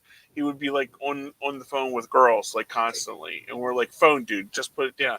So it was like 3:00 in the morning, and he's like, dude, you got anything to eat? And I'm like, dude, we got like pizza, we got meatball, like they're all sitting in a crock all over. And he goes, no, man, what cereal do you have? And I said, got Cheerios. And he goes, fucking Cheerios and beer, dude, like that. And we're like, all right, I'm up for it. So we did it. We poured our Coors Light in it and ate it. Oh, it was the most disgusting thing I've ever tasted in my life. But I can honestly say I did that once. Me and Eric did that once at like 3:30 in the morning. You know, I've been a pothead for 40 years. I've never been stoned enough to have Cheerios and beer, man. It was funny because we had the party on, and then like we turned on, like we had like HBO or whatever was on, and Revenge of the Nerds was one of the movies that we were watching. And I said, dude, you ever do Cheerios and beer? He goes, well, we got the fucking beer, dude. Where's the Cheerios? So I went up, got 2 bowls, and we did that. And he goes, oh, my God, this is awful. I'm like, well, at least we tried it. So. Thank God you guys weren't watching the program. Hey, man, you ever lay down in traffic, dude? No, dude, let's go. I remember when that was the rage, too. The stupid kids were actually doing that. But yeah, Cheerios and beer was not a good mixture. Wonder what a Count Chocula's and beer would have tasted like. Oh God! Did you put any sugar on the Cheerios? No, it was just I had Cheerios up there, and we poured 2 cold beers on top of it, and he's like, go ahead, you try it first. I tried it first, and I'm like, He goes, how is it? I'm like, oh, delicious. And then just to get him to try it, and he's like, oh my God, this is ass. And I was like, yeah, it is pretty much. Excuse me, what wine would you recommend with Frankenberry? Yeah, Frankenberry. You wanted the fruity stuff. How's that for a topper? Get some Boone's Farm. Yeah. No Boone's Farm. Yeah. Okay, you got another one, Tex? Got another one, Texas. Well, yeah. I had pulled this one just because I thought we were just doing 5. I wasn't sure, but I did have an extra. Yeah, but we didn't really have a set number, so Mallrats. That's a great one. Mallrats. Yeah. Great pick. Fly, fat ass, fly.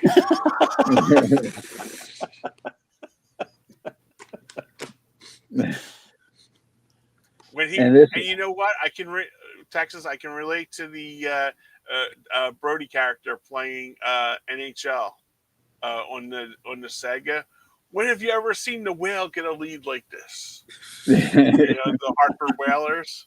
Yeah. But this actually, this is an Arrow version, and it has the theatrical, and then it has the extended and the TV cuts. Because I bought, when the DVD came out, it had, I guess, the extended, but it was all just a mishmash of everything. Mm-hmm. It wasn't a cohesive cut. So I was like, the fuck am I watching here? Yeah, that 4-hour cut. The 4-hour cut is rough, man. Yeah. Have you watched it? It's rough. I mean, on here, did they put it together right? Yeah. I don't know. Oh, okay. Yeah, and it's like it's still beyond boring, and they add it's so still much, bad. They add so many different plot points that don't go anywhere, and it's just the theatrical version. Normally, I like director's cuts. When I usually have a choice between director's cut or theatrical, 9 times out of 10, I'll go with the director's cut. Right. Not in this case, man. The theatrical cut is definitely the way to go. So basically stick to the basic Blu-ray of it, correct? Well, no, the Arrow is a awesome edition. I've got that edition, and there's a boatload of extras and all kinds of stuff, and it's a nice transfer. I mean, yeah, it's great. But I was considering buying that. But what I'm saying is if you got to watch a version of the movie, I would go with the theatrical. Well, it was like I was saying, when it came out on DVD, they didn't even make it like a director's cut. It was just all this extra footage, and you're just sitting there going, okay, what the fuck? Okay, it's just bad. So what they just package it like deleted scenes. Pretty much, yeah. Pretty much. They had like an extra hour's worth of material, and they just kind of, jammed it. I imagine it was probably longer than that. How long-winded he can be, Yeah.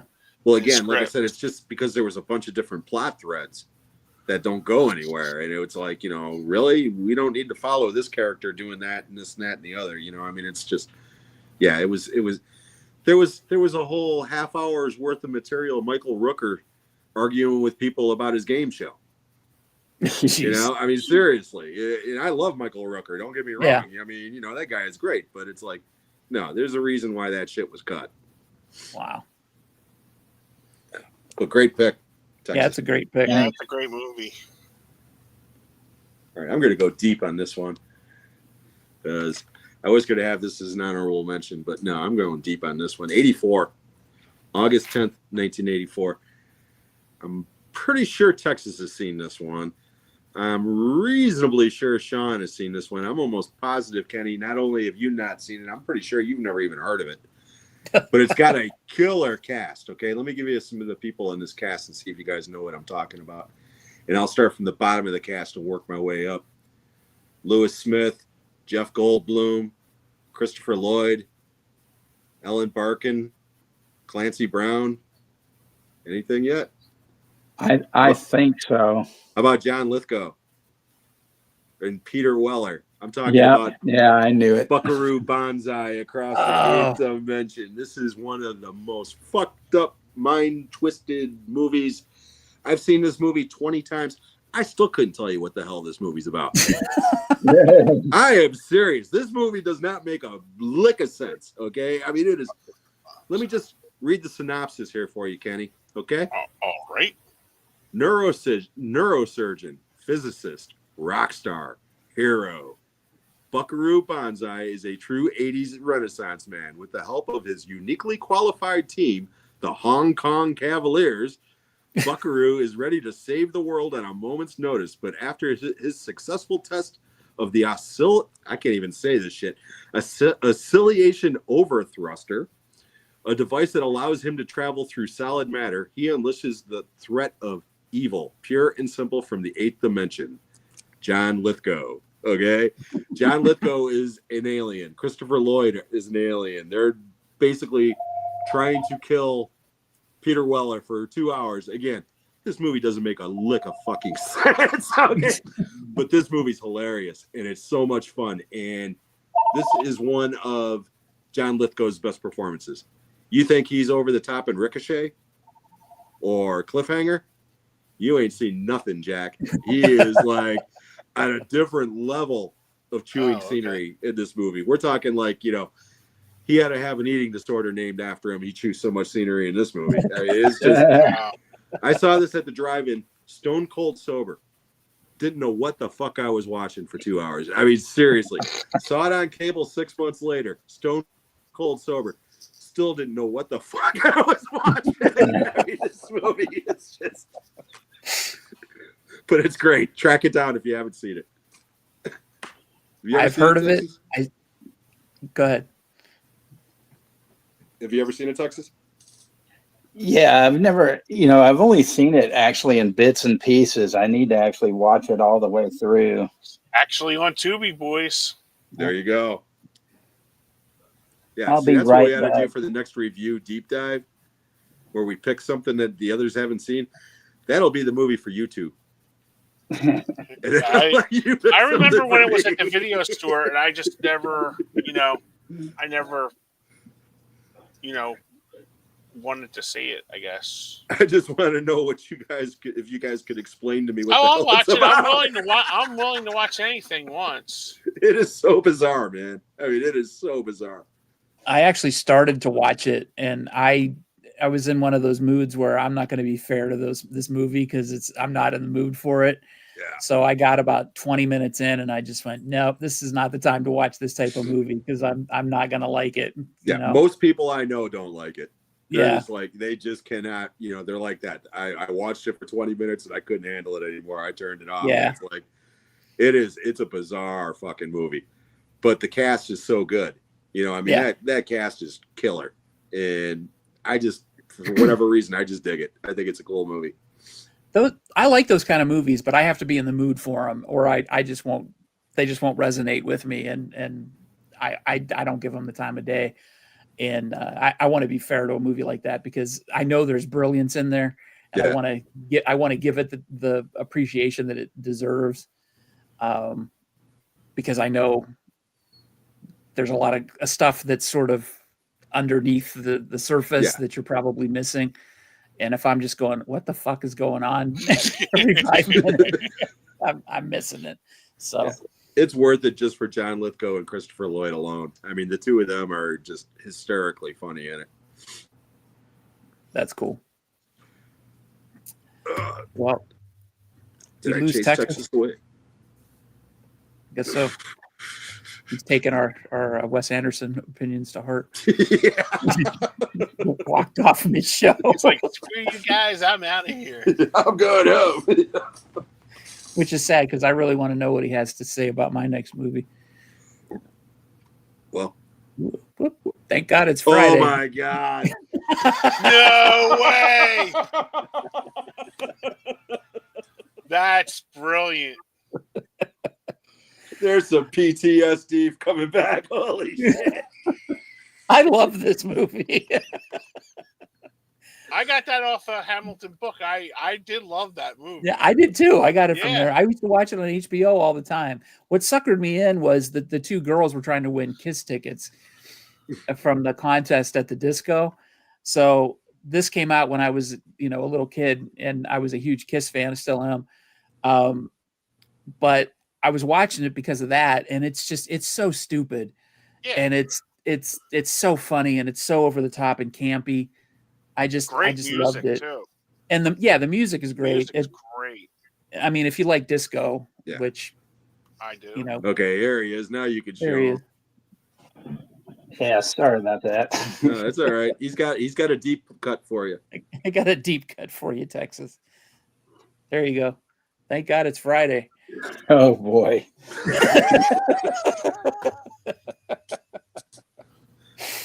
Yeah, I saw that at the drive-in.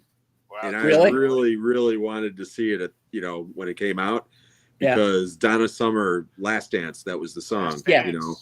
And I was a disco kid at the time. I was a little kid, but and I remember absolutely nothing about that movie. I don't think I've seen it since. But I do know I saw it at the drive-in, and I think Jeff Goldblum's in it. Yep. Yeah. And outside of that, couldn't tell you a thing about it. Yeah. I remember very little in terms of details. I just remember the two girls were in it, and they were trying to win Kiss tickets. I remember Jeff Goldblum was in it. I remember a guy ties a tie around his head somewhere in it. I haven't seen it recently. I do need to watch it again. It's right on the back, the guy with the tie around his head, which you probably can't see. Yeah. The Commodores are in it. I remember liking the girl Sean Valerie Landisberg. Yeah, and her friend?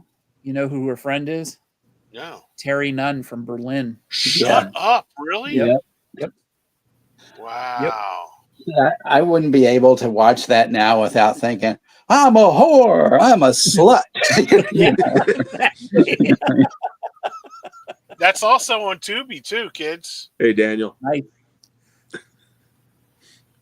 Oh, that's a great one, Sean. I haven't thought of that movie in years, man. Yeah, I was just going through my movies, and I'm like, wow, I haven't thought of that in a long time, and that's perfect as far as and it's a fun summer movie. I mean, it's just when I was a kid, I thought like going out on the weekends as an adult would be like this. Yeah. I remember the Commodores being in it and Donna Summer and stuff. I pretty much remember the musical performances, I think, and that's about it because I don't remember. It's been ages. since I saw that, so I can't even tell you most. I even forgot the part about the girls trying to get the Kiss tickets and stuff. Yeah. I don't remember that at all. That's what suckered me in, because I started watching the movie, and they wanted to win Kiss tickets, and I'm thinking, oh yeah, that's right, the Kiss is in their sort of disco phase, with "I Was Made for Loving You" coming out around that time, so that would make sense. So, and by the way, Sean, it is a Oscar-winning movie. It is. I know. It is. The Last Dance. Last Dance. Last Dance won for best song. Best original song. It's a great song. Yep. It is. Yeah. I don't like disco, but it is. It's a great song. We've got my 700 subscriber giveaway winner is in the chat room. Scott. Congratulations, Scott. Congratulations. Kenny, he beat you. It's okay. He's the only other. He's the only other person that congratulations. I'm from Indonesia. Wow. Oh, great. That's going to be a lot of fun postage wise. Enjoy that. That's cool. No problem. No, that's a great picture. You've seen Foxes, right, Sean? With Jodie Foster? I have. I think so. That came out in 80. 80. Yeah. Yeah.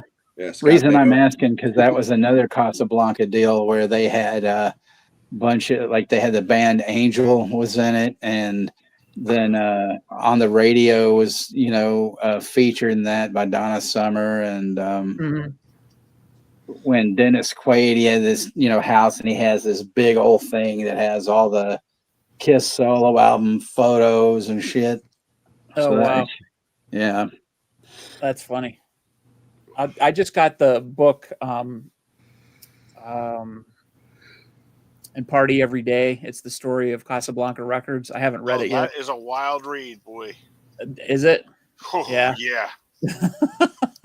Yeah. I definitely wait till you get to the Kiss stuff. Oh, I'm sure. Yeah. It was I can only imagine. But I went to see the movie about what's his face, Neil Bogart last year. I heard that wasn't. I heard that wasn't very good. It was terrible. It was awful. But that didn't do it justice, and they had stuff out of order, and they were trying to make it into something it wasn't, and it didn't. They skipped over a bunch of stuff, and they just left a lot of holes and stuff. But they didn't talk about any of the movie stuff at all. It was all just about the music. So it's strange how I can understand stuff for continuity's sake and changing other things, but I hate when they just, like in the Queen movie, they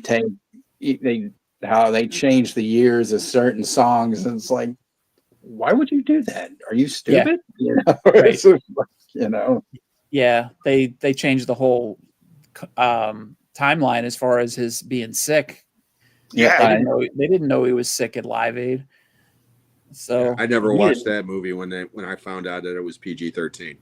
Yeah, because I was like, how could you possibly do a biography of Freddie Mercury and make it PG-13? Yeah. I mean, I'm sorry, and make it real. I mean, it just. Oh, it's sanitized to hell. That's what I heard. And I was like, nah, I'm done. I have no desire to see it. Yeah. And I doubt that the other guys were clean as a whistle as they come off in this movie. Yeah. So, they come off as perfectly fine, upstanding citizens that don't do anything wrong. Right. Yeah, sure. Okay. But yeah, I'm totally with you, Texas. When they start messing around with stuff like that just for dramatic purposes. Well, you guys ever see the movie 54 about Studio 54? Yeah, I saw that. They changed the time. They changed the timeline on everything on that too. Yeah. Yeah, I don't really remember that movie, but I do know I do remember seeing it. Let's put it that way. Yeah. Well, there's two cuts of it, I guess. I don't know if one is better than the other, but I don't know if the continuity is better in one or the other, but I know there are two different cuts, and one is better than the other, but I don't know if the continuity is better. I just remember because that was like Mike Myers was riding high with Austin Powers, and he plays a gay guy in that. And he's the owner. Ryan Philippe. Yeah, he's the owner of the club. Yeah, that one I never saw. But did you guys see 24-hour Party People? People, yeah. I didn't see it. It played at my theater though. The whole deal where they're talking about before they even get to the creation, records and all that, but they have Howard Devoto, who was the singer of Buzzcocks for a while, and then later his own band Magazine, and he's playing the janitor in the bathroom. I don't know if you remember this, Jim, and the deal it said he claims that I had sex with his girlfriend in the bathroom. And then he totally, and then it's so funny because he, totally breaks the fourth wall and he goes, I didn't have sex with his girlfriend in the bathroom. Yeah, I saw it, but I was really wasted, so I don't really remember. But I just thought that was hilarious because it's like, well, if anybody would really know the truth, Howard would know the truth. And he's like, I, didn't have sex with his girlfriend in the bathroom. Oh man. All right. So we went through 6 movies. Mm-hmm. All right. So I'll take another 10. No, I got some honorable mentions if you guys got any. I have one left, but we've got recommendations to get to because we've only got 15 minutes left in the show. Well, I do want to show off one thing real quick when you guys are done. That's all I was going to do. Oh, nice. Okay. Yeah. So there you go. That was it. We don't have to talk about it. It's just something wild. It's just that. Just something I just wild. wanted to bring up this crazy thing. Melanie Griffiths to Yams. Oh my God. Woo! Yeah. Hello. Woo! Yeah. And Ray Liotta is like unhinged in that movie, man. I mean, he's just insane in that movie. August 85. Real quickly. This one was released on August 9th. Okay. Or I'm sorry, August 7th. No, shit, I'm all fucked up here.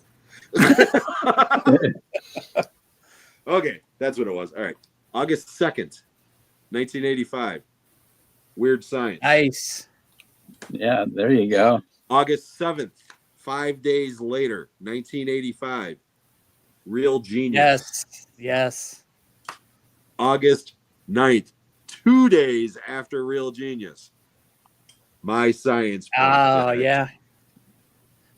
You've talked about that. Trifecta of 85. That's all I wanted to bring up on that one. No, that's cool. No, you've brought that up before, but that's awesome. Yeah. 3 science movies within 7 days. Yep.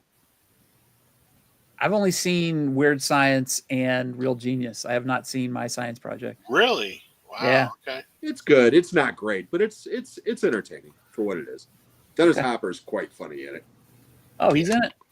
That's cool. Yeah, it's like a glorified cameo, but he's the science teacher. So. Oh, great. That'd be awesome. All right. I had one that I did not pick just because it's super obvious. National Lampoon Vacation. Yeah. my other 2 that I had was Animal House and Night Shift. Nice. Night Shift. I didn't even think about that one. Cool. Yeah, Night Shift is awesome. Yeah. And I had Summer School too, but I stole Kenny it. picked it. Kenny picked it, but that's cool. That's fine. That's why I had extras. Yeah, I also had Wedding Crashers. Oh, nice. That's a good one. Secret Admirer. The 40-year-old virgin. Oh, nice. And Kenny, you mentioned Back to School, but I wanted to bring this one up too. Easy Money. Oh, I fucking love that movie. Easy Money. The reason why I wanted to bring that one up was because it came out on August 19th, 1983. That's the day I started working at that movie theater. Oh, awesome. Nice. So that movie will always be very near and dear to me.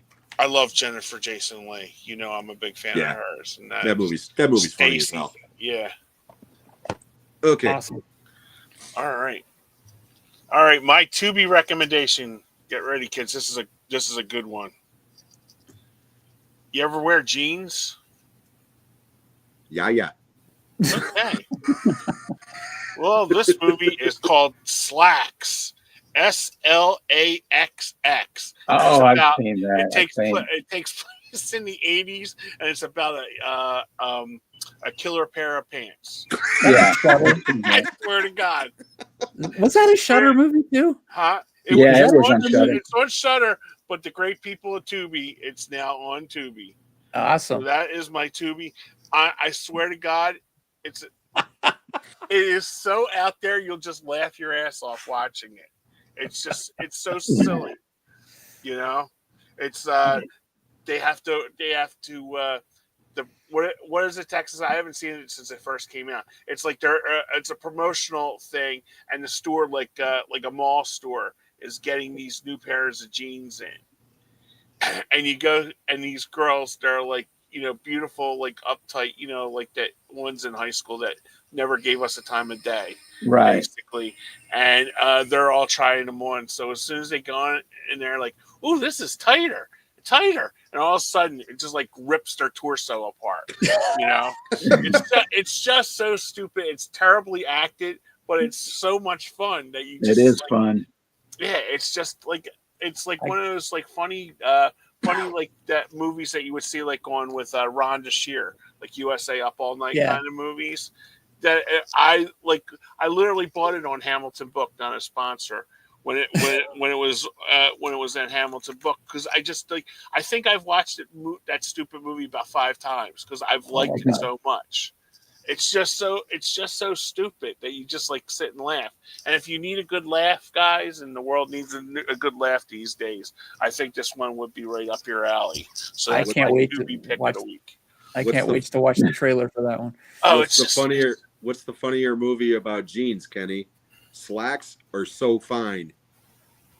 I never seen So Fine, so I would have to go with Slacks. Do you remember So Fine? I know. That was the Jordan. I know. I remember Ryan the O'Neal. Commercials for it because it was like during Ryan the Jordan, where he rips his pants and his ass is hanging out, and they have to design pants with like 2 plastic butt cheeks.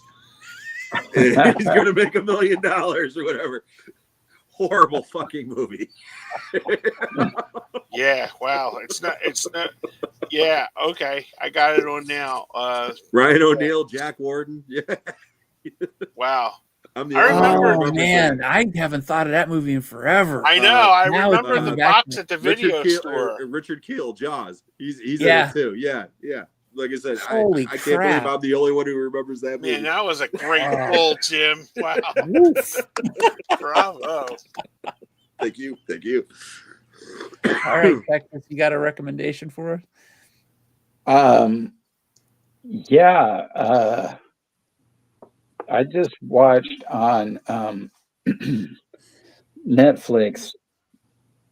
It's not the greatest movie, but for a good action flick, The Cleaner.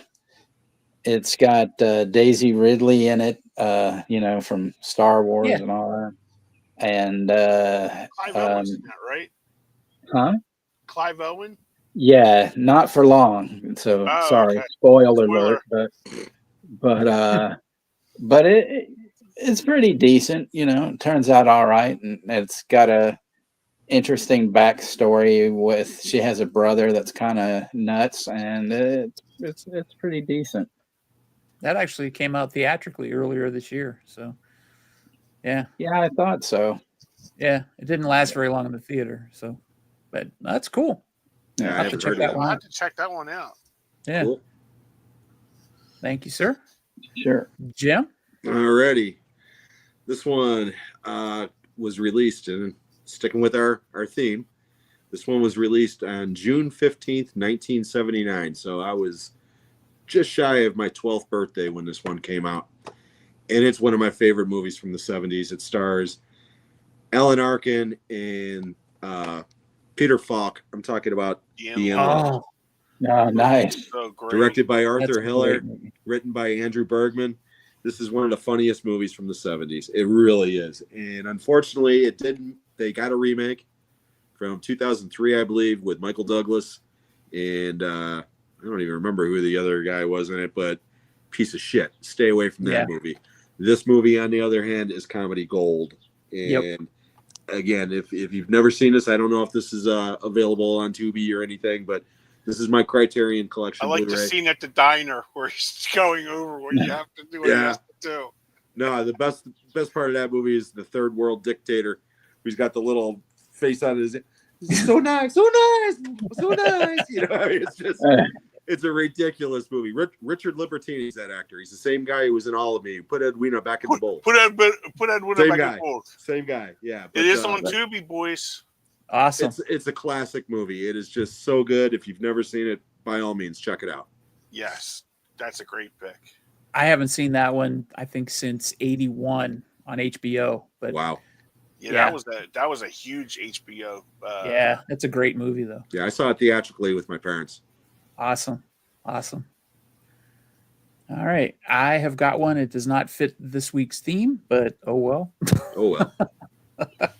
And it was one that kind of caught me off guard. I have it on Blu-ray, but I watched it on Tubi. You'd be proud of me, Kenny. Wrath of Man with Jason Statham, the man. That is a great movie. Yeah, I didn't realize it was a Guy Ritchie movie. Yeah. So I just thought I would go, oh, it's Jason Statham. I'll put it on. It'll be stupid, and I'll kill 2 hours. And holy shit! I'm like, this movie is fantastic. It's got this crazy ass backstory and all these flashbacks, and I don't even want to tell you what the plot is, other than this guy takes a job at a security company, and he seems a little overqualified for the job. That's all I knew going in. That's all you should know going in.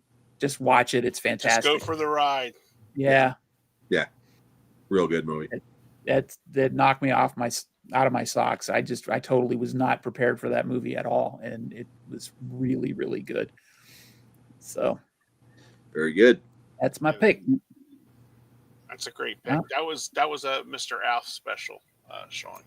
Pretty much when those two are together, you can't go wrong. If he's with somebody other fucking director, then it's usually crap.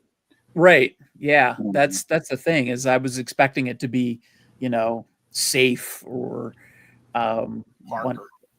Parker. Yeah. Any of those other generic movies that he's in where he's just, the usual. Say, don't start talking shit about Crank. No, I love Crank. Well, no, Crank, yeah, both of those are actually really good. Even I'm not a huge fan of the second one, but I love the first one. First one is awesome. Yeah, the first one is just so good. Yeah, it's so over the top. The only two that I didn't like of his was the J-Lo one. I couldn't, because I can't stand her. And then the one where is it 21, where it's like a Russian roulette kind of thing. Yeah, I've heard of it. I haven't seen it. That one. Yeah, I had a real problem with that. But they're the only two movies. He's like one of next. Well, John Candy's passed, but he's probably like up there with my like favorite actress that I always, like I was telling Sean about Beekeeper when Beekeeper came out. How good that. Beekeeper was good. I watched that not too long ago. That was good. I liked it, but I thought the ending sucked. I didn't like the ending. Yeah, because you could tell they're just setting it up for the second one. Excuse me. But I will recommend real quick a series, and that's Mobland with Tom Hardy and Pierce Brosnan and Helen Mirren. Yeah, I heard about that. Yeah, I've heard good things. It's kind of slow from the start, but it draws you in and it gets better as it goes along. Not that it's bad, but you're kind of like, okay, what's going to happen here? And oh man, really good stuff. I like shows that develop the characters, so I don't mind slow. Right. But I just like, because it's like some of these like shows, they draw you in, and it's like you're like 2 or 3 episodes before you're like learning about anybody. You know what I mean? But yeah, I'll have to check that one out, because I've been wondering about that one, and I didn't realize Tom Hardy was in that. I knew Pierce Brosnan was in it, but I didn't know Tom Hardy was in it. That's awesome. Patty Constantine, or however you say his name. He's in it too. Yeah, he's a good actor. Yeah, I like him. So cool. All right, gentlemen, Texas. It is. Yeah, thanks, Texas. Thanks for being here. Thank you guys, man. It's always an honor to be here. I enjoyed it. Good. Yeah, even though we don't like your boy Wes Anderson, hopefully he'll come back. No, of course I'll be back. I mean, thank you for letting me always cuss up a storm. I appreciate that. And no problem. You're fucking welcome. You're fucking welcome. I know one of these days, if I meet Kenny, he's gonna buy me a hoagie and then stab me to death. But it's all good. Where the hell did that come from? No, I'm just if you're ever in Philly, hoagie on me, hoagie and a cheesesteak on me. You cussed him out, you're dead. I'll be like this. Come to Papa.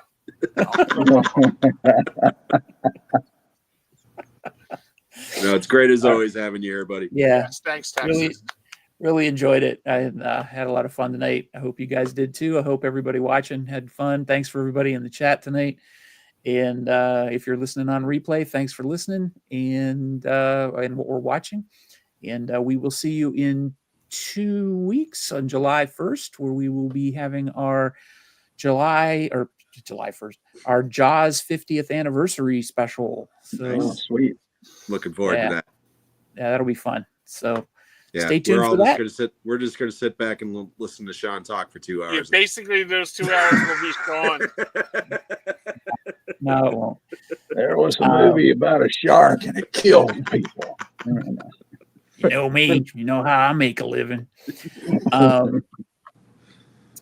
And Flash, that if you were with us last show, my wife said she agreed she would be on the show. She was originally saying she was going to be on for our 1 year anniversary show, which is also coincidentally our next show. But she does have a scheduling conflict, so she has agreed to be on our July 29th show. So she is still going to be on. And that may or may not be about John Hughes.